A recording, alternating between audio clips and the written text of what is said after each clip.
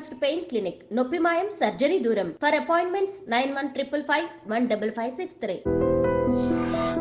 మీరు చాలా బోల్డ్గా ఉన్నారు. అంటే మీరు ఇప్పుడు ఇంకా ఫీల్డ్లో ఉన్నట్టే, మీరు ఎంత పాలిటిక్స్లోకి వచ్చినా సినిమా ఇండస్ట్రీలో ఉన్నట్టే ఒక నటిగా మీరు ఇప్పటివరకు చెప్పిన విషయాలే ఇంత క్యాండిడ్గా ఎవరు మాట్లాడలేకపోయారు. అయ్యో, అంటే అది మీ ధైర్యానికి నిజంగా జోహార్లు. అలా అనొద్దండి, నేను మళ్ళీ ఇండస్ట్రీలో వెళ్ళాలి. లేదు అలా కాదు అనేది, అంటే మీరేమి ఎవరిని దూషించలేదు, మీ పరిస్థితులు మీరు చెప్పారు, అది చాలా పెద్ద విషయం. కానీ ఆ తర్వాత కూడా మీరు ఎదురవుతూ ఉండిందండి, అంటే కష్టం. ఇప్పుడు మనకి కొన్ని గీతలు మనం గీసుకుంటాం, మనకి ఇలాంటి కాస్ట్యూమ్స్ వేసుకోను, ఈ ప్రవర్తన నాకు నచ్చదు అని. ఆ గీతలలో ఉండడం వల్ల ఇంకా తర్వాత కూడా మీరు అవకాశాలు కోల్పోయారా, లేకపోతే చాలా కోల్పోయాను? మిస్టర్ పెళ్ళాం ఒకటేనా? చాలా ఆమె సినిమా నేను చేయాల్సింది ఈవీవి గారిది, అండ్ నాకు అడ్వాన్స్ కూడా ఇచ్చేసారు, వెనక్కి వెళ్ళిపోయాను. గరానా మొగుళ్ళలో వాణి విశ్వనాథ్ క్యారెక్టర్ నేను చేయాల్సింది, దానిని మిస్ అయిపోయాను. మిస్ అయిపోవడం అంటే they just come and tell you know. ఇంకా అంతే, ఇక ప్రాబ్లమ్స్. అది ఎవరన్నా అనుకోండి, డైరెక్టర్లు అనుకోండి, హీరోలు అనుకోండి, మేబీ వాళ్ళ దానికి ముందు మీకేమన్నా డైరెక్ట్ ఇండికేషన్ వచ్చేదా దట్ ఏదో ఎక్స్పెక్ట్ చేస్తున్నారు వీళ్ళని? 100% వచ్చేది. మమ్మీ వాళ్ళకి అంత ధైర్యం చేసేవాళ్ళు కాదు నా దగ్గర, పాప ఏమీ నన్ను అయితే ఇబ్బంది పెట్టేవాళ్ళు కాదండి. నేను ఇక్కడ గొప్ప ఏంటంటే నా టాలెంట్ నన్ను బ్రతికిచ్చింది. దివ్యవాణి అంటే సింగిల్ టేక్ ఆర్టిస్ట్, అక్కడ లోపం ఉందంటే కెమెరామ్యాన్తో పక్క ఆర్టిస్ట్తో, కానీ నాది ఎప్పుడు. అండ్ ఎందుకంటే అంత డెడికేట్ మైండ్గా డైలాగ్స్ కానీ డ్యాన్స్ కానీ, నాకు లాంగ్వేజ్ తెలియకపోయినా కూడాను డెడికేట్ మైండ్తో నేను ఏది ఉన్నా కూడానండి, ఈవెన్ దేవుడి పని కానీ, ఇప్పుడు సంబంధం లేకుండా రియల్ ఎస్టేట్ అనేది నేర్చుకుంటున్నాను ఇక్కడ. కొంతమంది మన దాంట్లో కూడా డెడికేట్ మైండ్తో చేస్తాను, పొద్దున్న లేస్తే దాని మీదే వర్కౌట్ చేస్తాను. అలా నేనేమి ఎక్కడ బైబుల్ కాలేజీకి వెళ్ళలేదు, బైబుల్ థెరపీలు పొందలేదు, కానీ అక్కడ నిలబడినప్పుడు నేను షికాగోలో చాలా టైం ఇస్తారండి వాళ్ళు, కానీ అక్కడ 1.5 hours 2 hours when God spoke through with me, whole Chicago దేవుడు మాట్లాడాడు అనే విధంగా, అక్కడ హృదయాలకు తాకే విధంగా నేను దేవుడికి పాదాలు పట్టుకుంటాను. అట్లా ఏది చేసినా నాకు తెలియకపోయినా కూడాను దాన్ని తెలుసుకోవడానికి ప్రయత్నం చేసేదాన్ని. అది ఇండస్ట్రీలో నన్ను నిలబెట్టింది. ఎందుకంటే నాకు బాగా చిరంజీవి గారు ఇచ్చిన కాంప్లిమెంట్ అనమాట. 3 సినిమాలు ఒకటే సంవత్సరంలో, పెళ్లి పుస్తకం, ఇద్దరు పిల్లల ముద్దుల పోలీసు, ఎదురింటి మొగుడు పక్కన, హ్యాట్రిక్ హిట్ చిత్రాలు కథానాయిక అని అప్పట్లో ఆంధ్రజ్యోతి వీటిలో వచ్చినప్పుడు చిరంజీవి గారు ఒకసారి ఎయిర్పోర్ట్లో చెన్నై, మా అమ్మగారు వెళ్ళిపోయి తొందరగా వెళ్ళు, నమస్తే చెప్పు, బాగా మాట్లాడు, ఆయన పక్కన నీకు అవసరం వెళ్ళంగానే సార్ నమస్తే అండి అని అన్నారు. సార్ మీతో నేను ఒక్క సినిమా చేయాలి సార్, నాకు సార్ అంటే, నీకేంటమ్మా హిట్ చిత్రాలు కథానాయకువి అన్నారు.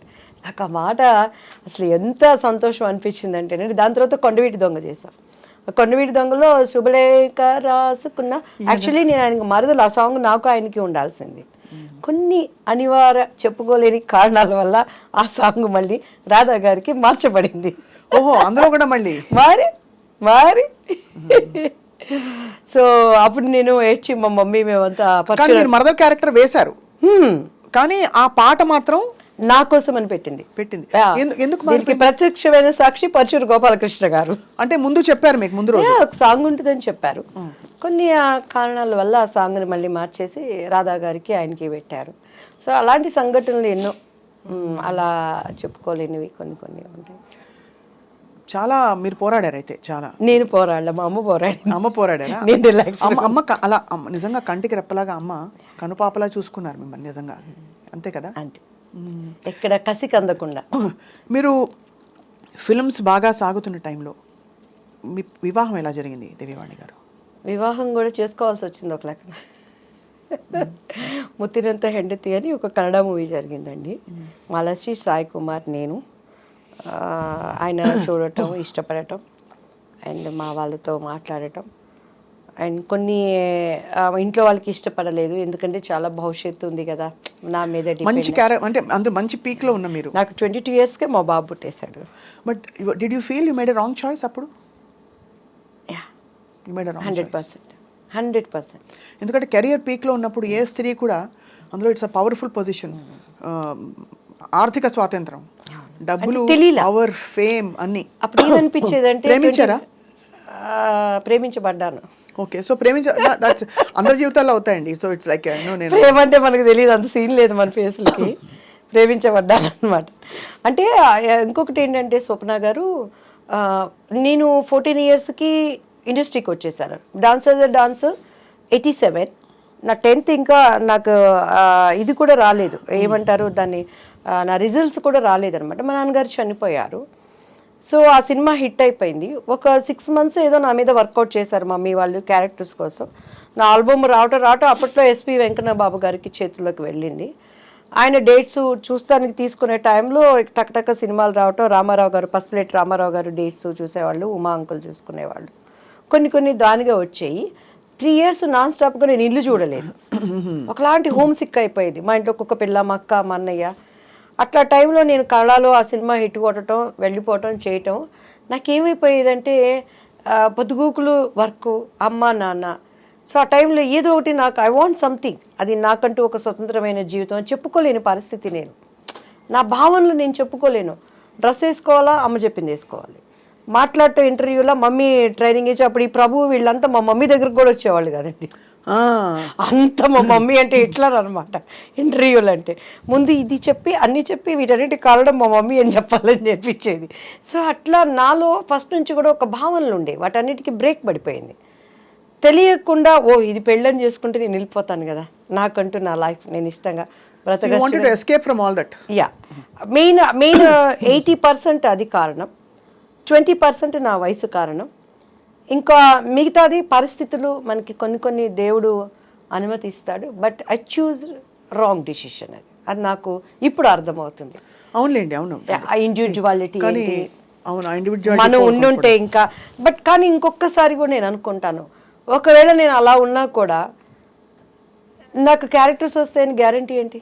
మంచి ఆర్టిస్టు, ఒడ్డు పొడుగు బాగుంది, అభినయం ఉంది, అందు ఉంది, సింగిల్ టేక్ ఆర్టిస్టు అన్నీ ఉన్నా కూడాను తెర వెనక టాలెంట్స్ మనకి లేవు. వస్తాయా లేవా గ్యారంటీ లేదు. సో అట్లా నేను శుభలగ్నం సినిమాలండి ఆమెని క్యారెక్టర్కి. మొన్న కూడా నిన్న ఏదో ఫంక్షన్లో ఎస్వి కృష్ణారెడ్డి గారు కలిసాను, అదే చెప్పాను, సార్ శుభలగ్నంలో ఆమెని క్యారెక్టర్ నాది, ఎందుకు పోయిందో మీకు తెలుసు, ఇప్పటికైనా ఆ భర్తీని ఆ ఫుల్ఫిల్ మీరే చేయాలి సార్ అంటే కృష్ణారెడ్డి గారు నవ్వుతా ఉన్నారు. సార్ చాలా అంటే సపోర్టివ్ ఆఫ్ విమెన్ కదా చాలా కృష్ణారెడ్డి గారు ఇప్పుడు కూడా. ఆ క్యారెక్టర్ అదే మీరు ఆ శుభలగ్నం మంచి పవర్ఫుల్ ఆమెని క్యారెక్టర్. ఆమెని గారి మొన్ననే ఆమెని గారిని ఇంటర్వ్యూ కోసం కలిశాను అనమాట. అని ఐ ఫీల్ హ్యాపీ. నా అలాగే కష్టంతోనో వచ్చిన ఇంకొక వాళ్ళకి రావటం, వాళ్ళకి అది లైఫ్ అవటం కూడా ఐ అప్రిషియేట్. వాళ్ళకి మంచి ఎవరికైనా మనం బాగుండాలి, అందరూ బాగుండాలంటే దానికి అర్థం అదే కదా స్వప్న గారు. కానీ నేను ఎప్పుడు బాధపడలేదని. ఏ రోజు ఈ క్యారెక్టర్ నాకు పోయింది అని బొక్కబార్లు పడుకొని అన్నం మానేసి గ్యాప్లో ఏం చేసేవారు మరి? ఆలోచిస్తూ కూర్చునేవారా ఇప్పుడు సినిమాల మధ్య గ్యాప్లో? అసలు గ్యాప్ ఎక్కడుంది స్వప్న గారు? పెళ్ళయ్యే వరకు నాన్ స్టాప్ పోరాటం. తర్వాత ఇంకా పెళ్లి వల్ల మీరు బ్రేక్ తీసుకున్నారు. మ్యారేజ్ అయిపోయింది, ఇమీడియట్ గా కన్సీవ్ 22 years కి నా బాబు పుట్టేశాడు. 24 years కి నా పాప. వాళ్ళ క్యారియర్తో అడపా సీరియల్స్ అవి చేసుకోవటం. అండ్ ఆఫ్టర్ దట్ వాళ్ళ చదువులు. ఇప్పుడు కొంచెం అలా ఊపిరి పీల్చుకుంటున్నాను కొంచెం. What was the biggest tragedy in your life మన దివ్యవాణి గారు? మా బాబు పుట్టినాక నాకు కొంచెం హస్బెండ్ సైడ్ చాలా ఇబ్బందులు ఫేస్ చేశానండి. అండ్ అప్పుడు ఆ ట్రాజడీని కూడా దేవుడు ట్రాజడీ అని తెలియకుండా నా కుటుంబీకులు నన్ను చాలా ఆదుకున్నారు. అండ్ బాబు హెల్త్ విషయంలో బాగా సఫర్ అయ్యాను. ఆఫ్టర్ దట్ చెన్నై వచ్చేసాను నేను. అప్పటి నుంచి నేను సింగిల్ పేరెంట్. ఇప్పటివరకు కూడా బయట ప్రపంచానికి ఎవరికి తెలియదు. ఫస్ట్ టైం మీకే మీ ఇంటర్వ్యూలోనే చెప్తున్నాను. Single parent. బట్ మా వారు చాలా మనసున్న వ్యక్తి. He is good father, good husband. కానీ కొన్ని అనుకోని సంఘటనలు నా కళ్ళతో నేను చూడటం ద్వారా దగ్గరైన మనుషులకి దూరంగా బ్రతుకుతూ ప్రపంచం కోసం అండ్ నేను ఒక నీతి నియమాలతో ఉండే అనేటువంటి కట్టుబాట్ల కోసం నా పిల్లలకి నేనే ప్రపంచం. But is very lovely father. Is a good father to them.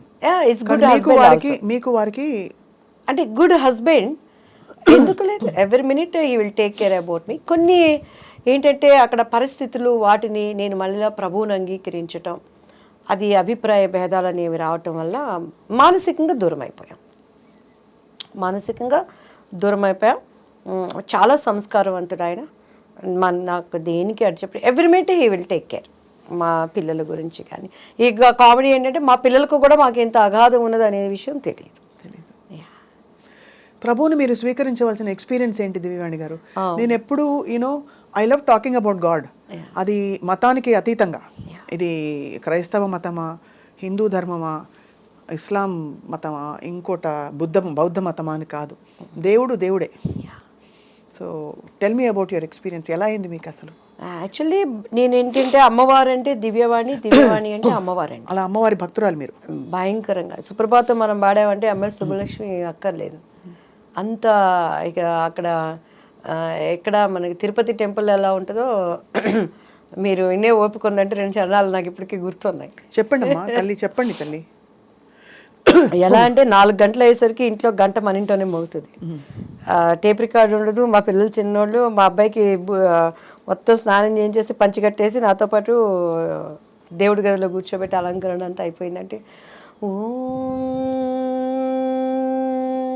Kausalya Supraja Rama పూర్వా సంధ్యా ప్రవర్తతే ఉత్తిష్ట నరశార్దూల కర్తవ్యం దైవమాన్నికం ఉత్తిష్టో ఉత్తిష్ట గోవింద ఉత్తిష్ట గరుడధ్వజా ఉత్తిష్ట కమలాకాంత త్రైలోక్యం మంగళం కురు మాతః సమస్త జగతాం మధుకైటభారే వక్షో విహారిణి మనోహర దివ్యమూర్తే శ్రీస్వామి నిశ్చిత జనప్రియదానశీలే శ్రీవేంకటేశ దయతే తవ సుప్రభాతం తవ సుప్రభాతమరవిందలోచనే భవతు ప్రసన్నముఖచంద్రమండలే విధిశేంకరేంద్ర వనితాభిరర్చితే వృషశైలనాద దయతే దయానిదే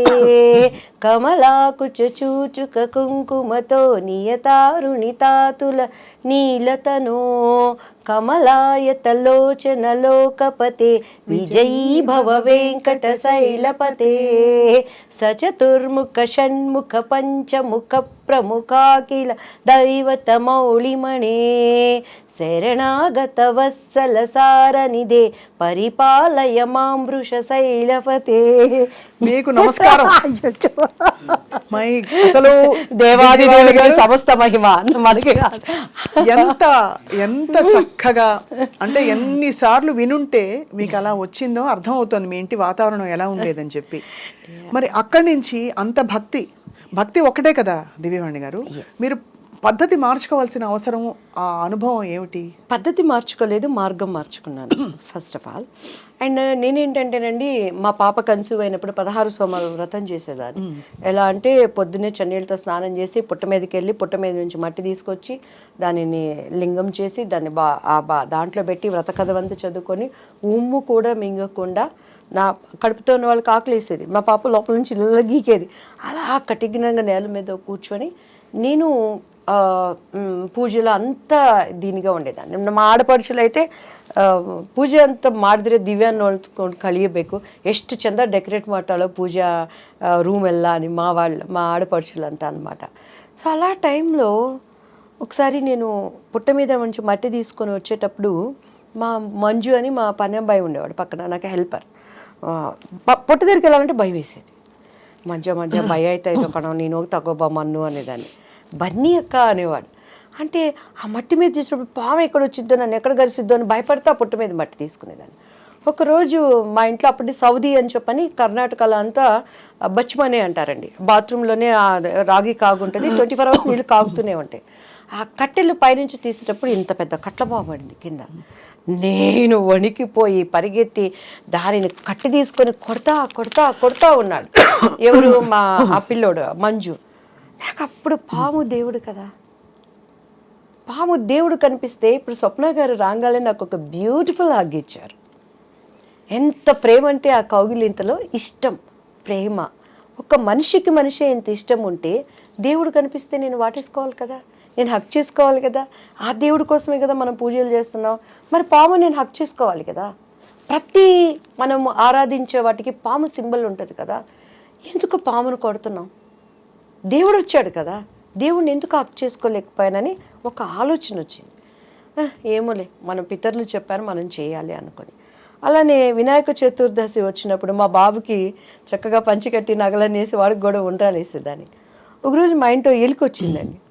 ఎలుక వచ్చినప్పుడు ఎలుకలు అంటే మా వారు చాలా, ఆయన ఎట్లా అంటే అసలు ఫుడ్ దగ్గర బళ్ళు వచ్చినాయి హల్లి బందిదే సాయిస్పూడి అంటారు. చాలా నీట్నెస్, డిసిప్లైన్, చాలా కేర్ఫుల్ ఉంటారు అన్నిట్లో. ఆ ఎలికని చంపడానికి నేను బండి కష్టం నాకే తెలుసు స్వప్న గారు. ఎలికలు బోన్ తీసుకొచ్చి పొద్దున్నే ఎలికని చూస్తున్నప్పుడు రేపు పొద్దున్న వినాయక చవితి చూస్తే వినాయకుడి దగ్గర ఎలిక.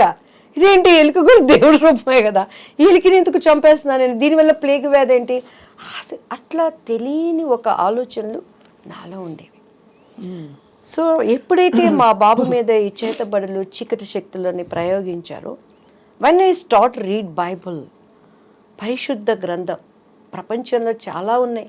ఎవరిచ్చారు అసలు మీకు మా గ్రంథం? ఇప్పుడు గ్రంథం ఎవరిచ్చారంటే మా బాబు చదువుకునే స్కూల్ టీచరు సెయింట్ జోసెఫ్లో Nirmala aunty, she's a believer. ఆమె నాకు బైబిల్ గురించి ఇచ్చి, దివ్య నువ్వు క్రీస్తు దగ్గరికి రా, నీ బాబుకి పరిపూర్ణంగా విడుదల ఇస్తుందని బైబిల్ ఇస్తే నాకేం తెలుసండి. మా ఇంట్లో నాకు ఇప్పటికీ నా స్కూల్ బుక్స్ అన్నిటికీ అన్ని పండుగలు వచ్చినాయంటే వాళ్ళకి పసుపు పెట్టి మధ్యలో కుంకుమ పెట్టి సరస్వతి చదువు బాగా రావాలని చెప్పని బైబిల్ కూడా అక్కడ తీసుకెళ్ళి పెట్టి దానికి కూడా పసుపు కుంకుమ పెట్టి గంట కొట్టి హారతి ఇచ్చి చదవడం వచ్చేది కాదు. నేను ఎప్పుడు రామాయణం, భాగవతం, భారతం ఇవన్నీ వినటమే కానీ అంత టైం ఎక్కడ ఉండేది చదువుకోవటానికి. పెద్దవాళ్ళు చెప్తే వినటం, నేను ఎప్పుడు చదవలేదు బైబిల్ని. సో ఫస్ట్ టైం నాకేదో దీన్ని చదువు అని ఒక ప్రేరణ వచ్చినప్పుడు, నేను ఆ ఆంటీ ఇచ్చింది తీసినప్పుడు ఫస్ట్ నాకు ఏం అర్థం కాలేదు. భూమి ఆకాశం శూన్యంలో నుంచి వచ్చింది, ఒక పేజీ అది చదివే ఏం అర్థం కావట్లేదు, ఏం చదవాలి, మూసి పెట్టేశాను, దండం పెట్టుకున్నాను. మనకు ముచ్చటగా ఏది చేసినా 3 సార్లు చేయాలి. సో ఏంటి బైబుల్, ఎందుకు నేను చదవాలి, నువ్వు నాతో ఏం మాట్లాడతావు దేవుడు యేసయ్య అని నేను దండం పెట్టుకొని ప్రేయర్ చేసినప్పుడు, మీరు నమ్మరు స్వప్న గారు, 3 times అంత పెద్ద పరిశుద్ధ గ్రంథంలో ఒకటేసారి ఒకటే వాక్యం వచ్చింది, తూర్పు పడమర ఉత్తర దక్షిణ నువ్వు ఎటు వెళ్ళినా కూడా నా సన్నిధి నీతో ఉంటుంది. ఆ మాటకి నాకు అర్థం తెలియదు, ఇప్పుడు నేను దాన్ని అనుభవిస్తున్నానండి. వరల్డ్ వైజ్ నేను ఎక్కడికి వెళ్ళినా కూడా గాడ్ ప్రెసెన్స్ ఏంటి, దేవుడు కార్యాలు ఎలా ఉంటాయని.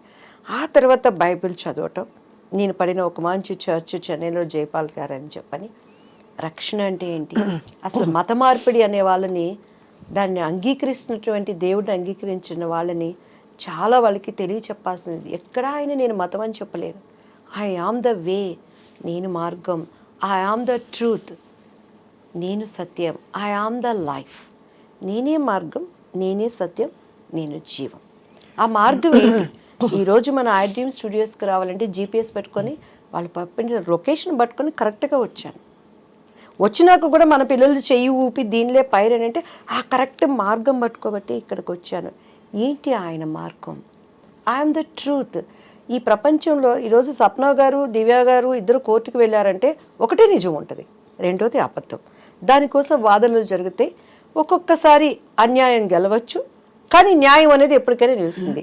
ఆయన ఏమంటున్నాడు? ఐ ఆమ్ ద ట్రూత్, నేనే సత్యం, నేను మాత్రమే సత్యం అంటున్నాడు. ఐ ఆమ్ ద లైఫ్, నేను జీవం. ఆ జీవం ఏంటి? ఈరోజు అగ్ని ఆరదు, పురుగు చచ్చిపోదు. ప్రతి ఒక్కడు, ఒక ప్రాస్టిట్యూట్ అయినా, ఒక దొంగ అయినా, మన కులం ఏదైనా, మన మతం ఏదైనా, మనం ఏమనుకుంటాం? చచ్చిపోతే స్వర్గంలో ఉండాలి అనుకుంటాం. ఆ స్వర్గంలో ఉండటానికి జీవం ఎవరు? అంటే స్వర్గం ఉందో లేదో ఎలా తెలుసు మీకు?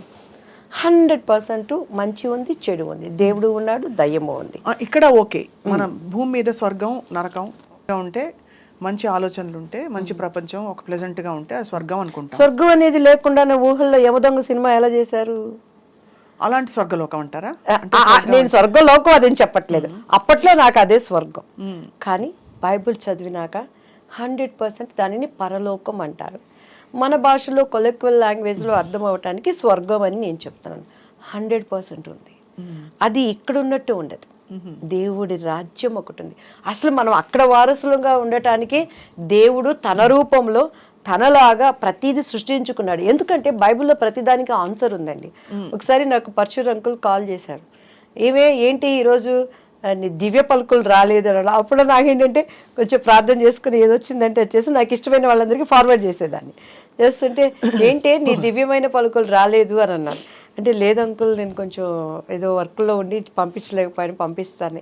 నిన్న ఒకటి అడుగుతాను చెప్పవే అన్నారు. అడగండి అంకుల్ అన్నాను. కోడి ముందా గుడ్డు ముందా అన్నారు. కోడి ముందు అంకుల్ అన్నాను. ఇత్తు ముందా చెట్టు ముందా అన్నారు. చెట్టే ముందు అంకుల్ అన్నాను.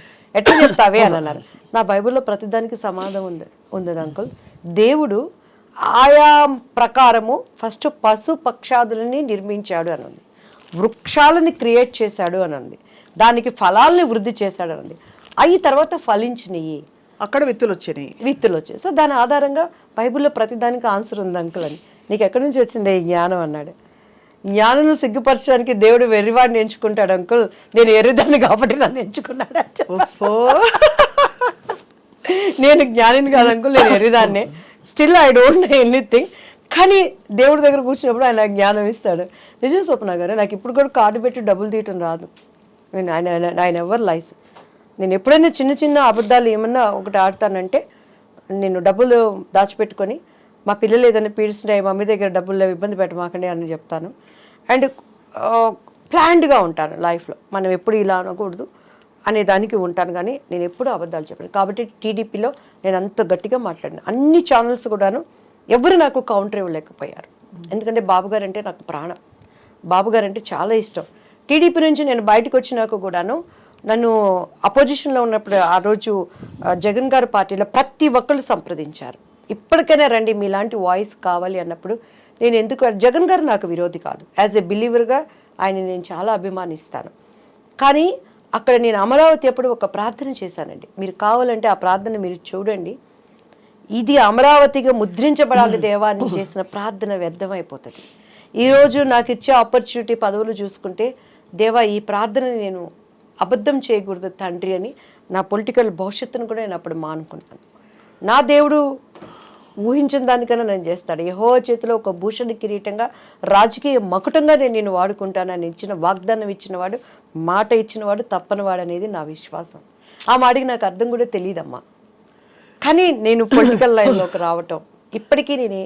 కానీ ఒకటి దివ్యవాణి గారు, అంటే ఇది ఇక్కడ ఈ స్పిరిచువల్ ఈ కనెక్షన్ మీరు బైబుల్ అప్పుడు మీ ఫ్రెండ్ నిర్మలా ఆంటీ గారు ఇచ్చారని చెప్పారు.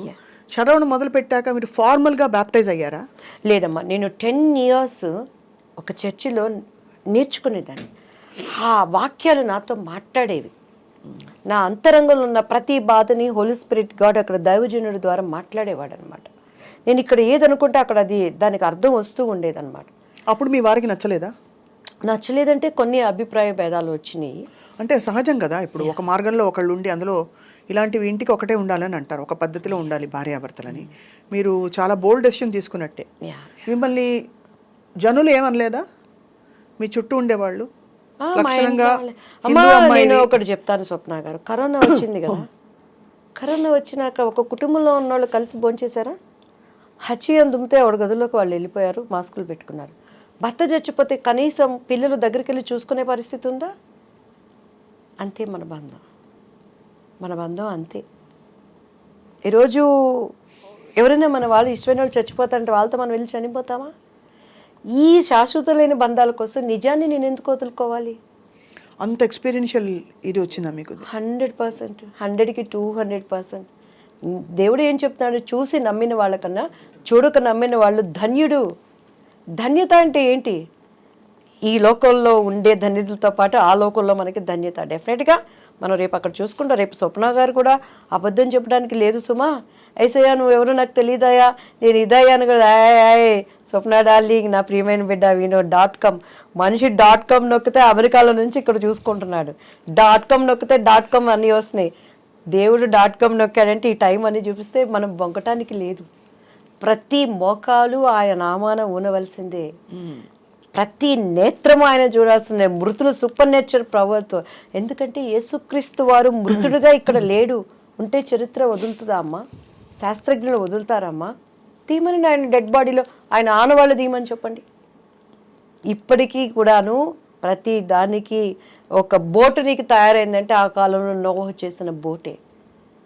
నీకు చరిత్రనే ఆధారం. క్రీస్తు శకం, క్రీస్తు పూర్వం కొలవబడుతున్నవారు, ఆరాధించబడుతున్నవారు, పూజించబడుతున్నవారు అనేక మంది ఉన్న ఎందుకు మార్చుకోలేకపోతున్నారు? పరిశుద్ధ గ్రంథం, హృదయ శుద్ధి కలవారు ధన్యులు, వాళ్ళు మాత్రమే దేవుని చూస్తాడు. ఈ గ్రంథము పేరే పరిశుద్ధ గ్రంథం. హోలీ, పరిశుద్ధత, cleanness. Without clean you can't see the God. ఏ గ్రంథానికి ఆ పేరుంది. అండ్ ఆయన ఒక చరిత్ర, history. History, his story history. Yesukristu వారి స్టోరీ హిస్టరీ, చరిత్ర. అఫ్ కోర్స్ మీకైన అనుభవాలు తప్పకుండా దివ్యవాణి గారు మిమ్మల్ని ఇటువైపుకు తీసుకొచ్చిన తర్వాత మీ జీవితంలో కుటుంబం విషయంలో ఇలా కొంచెం అయినప్పటికీ మీరు భయపడకుండా ముందరకెళ్ళారు మీరు అనుకున్న మార్గంలో. తర్వాత ఏం జరిగింది? మీకు ఏ విధమైన చాలా అమ్మ, మా బాబు విషయంలో డే బై డే ఇంప్రూవ్. అసలు ఇప్పుడు ఎలా ఉన్నారు బాబు? నాకు మీకు యాక్చువల్లీ చెప్తే నమ్మశక్యం కానివి, కానీ నాకు థైరాయిడ్తో చాలా వెయిట్ వేసాను అప్పుడు. ఈ విచ్ క్రాఫ్ట్స్ అవన్నీ నా మీద కూడా ఉండి నా టీఆర్ ప్రైస్ నా వెనకటి రూపాయలు నాకు ఇచ్చింది. నా బాబుకి చాలా ఎలా అంటే నా బాబు నాకు లేడు అని. విచ్ క్రాఫ్ట్ చేశారు ఎవరు మీ మీద? మా హస్బెండ్ చేశారా? హస్బెండ్ వాళ్ళ? హస్బెండ్ సైడ్ వాళ్ళు మేబీ, ఐ డోంట్ నో. ఎందుకు చేసి ఉంటారు? ప్రాపర్టీస్, వేరే లాంగ్వేజ్ నుంచి వచ్చిన అమ్మాయి ఉంటాయి కదండి, చాలా జెల్సీ మైండ్లో. అందరూ మంచితనం జరిగిందా బాబోయ్? ఎస్పెషలీ నా బిడ్డ రేపు వారసుడు అక్కడ. ఇప్పటికీ కూడా నేను ఇంకా ఫైట్ చేస్తున్నాను. సో అలాంటి టైంలో మా కుటుంబీకులు ప్రేమనంతా మా ఇంట్లో మా మా అన్నయ్య వాళ్ళు గృహప్రవేశాల కంటే కూడా నన్ను పిలిచేవాళ్ళు కాదు. ఇక్కడికి వచ్చిన యేసుక్రీస్తు అంటుందని చెప్పని. సో అట్లా బంధువులు, దేవుడు ఏంటంటేనండి, అంటే నేను ఎవరిని విమర్శించట్లేదు సుమా. అండ్ ఇప్పుడున్నటువంటి నా తోటి సహోదరులు సహోదరులు వాళ్ళు ఏ కులమైన ఏ మతమైన, భారతదేశము నా మాతృభూమి, భారతీయులందరూ నా సహోదరులు. ప్రతి ఒక్కరిని నేను విలువనిస్తాను, గౌరవిస్తాను. ఓపికతో వాళ్ళు నిజాన్ని తెలుసుకోవాలని ప్రార్థన మాత్రమే చేసుకుంటాను. కానీ నేను ఎవరిని ఎప్పుడు క్రిటిసైజ్ చేయనండి. చాలా నేను వాళ్ళ విలువనిచ్చి చాలా వాటిని అటెండ్ అయింది కూడా నేను ఉన్నది. అయితే ఇక్కడ నా స్వ అనుభవం, మీరు ఎన్నో ఇంటర్వ్యూస్ చేస్తుంటారు, ఇంత బోల్డ్గా లేదు దివ్య అన్నారు. ఎవరైనా ఈ మాట మీరు అనగలిగారా? ఎంతోమంది దేవుళ్ళు చూశాను. ఈ నిజాన్ని, ఈ కనెక్టివ్ని నేను గ్రహించుకున్నాను. ఎందుకంటే ఈ కళ్ళతో చూస్తే మీకు క్రీస్తు అర్థం కాడమ్మా. మనసుకున్నటువంటి ఒక మనోనేత్రం తెరవబడాలి, అప్పుడు మాత్రమే ఆయన అర్థమవుతాడు. నేను ఆ స్థితికి రావడానికి చాలామంది నా గురించి ప్రైజ్ చేసిన వాళ్ళు ఉన్నారు. ఎందుకంటే ఎప్పుడైనా యేసయ్య గురించి ఎవరైనా చెప్తానికి వస్తే, అబ్బా వీళ్ళు వచ్చారు మళ్ళీ బుర్ర తింటారు అని ఇంట్లో నేను కూర్చొని తలుపులు వేసేసుకొని లేనని చెప్పించిన సందర్భాలు వేవేలు కోళ్ళలు ఉన్నాయన్నమాట. కానీ దేవుడు 10 సంవత్సరాల పిచ్చిదానిలాగా ఇది నిజం అని పరిగెత్తిన సందర్భాలు కూడా అనేకం ఉన్నాయి. కానీ చాలా డిస్టర్బెన్సెస్ లైఫ్లో. ఎందుకంటే ఈరోజు ప్రతి ఒక్కరు క్రిస్మస్ చేసుకుంటారు, ప్రపంచం అంతా చేసుకుంటుంది, తెలిసిన వాళ్ళు తెలియని వాళ్ళు. ఆ రోజు మనం చూస్తే కన్య మరియా అంటారు, షీఈ్ వర్జిన్. వర్జిన్కి ఎలా గర్భం వచ్చింది? హోలీ స్పిరిట్తో. మీరు యేసుక్రీస్తు వారి డిఎన్ఏ ఇప్పటికీ కూడా ఆయనను సిలువ వేసినప్పుడు ఒక రక్తపు చుక్క అక్కడ పడిన ఆ నమూనాలు తీసుకుని శాస్త్రజ్ఞులు చేస్తే వాటిలో జీవకణాలు ఉన్నాయట. ఒక రక్తం పడితే గడ్డగడిపోతుంది, అది వెళ్ళిపోతుంది, దాంట్లో జీవకణాలు ఉండవు. It's truth. ఆ జీవకణాల డిఎన్ఏ చూస్తే మేల్ దాంట్లో ఆనవాళ్ళు లేవు, స్త్రీ మూలాలు అందులో ఉన్నాయి. స్త్రీ సంతతి ఆయన 4 ఫాదర్స్ అంతా మనం తీసుకుంటే ఆమె గర్భం ధరించినప్పుడు ఆమె ఎక్కడ సంతోషంగా లేదమ్మా. ఆమెను ఎవరు తీసుకెళ్ళి శ్రీమంతాలు చేయలేదు, మా ఇంట్లో ఉండనలేదు. అప్పట్లో ఎంగేజ్మెంట్ అయింది వాళ్ళిద్దరికి. భర్త ఆమెను ముట్టుకోలేదు, కానీ గర్భం వచ్చింది. వాళ్ళ హస్బెండ్ పరిస్థితి ఏంటి? ఒప్పుకుంటాడా?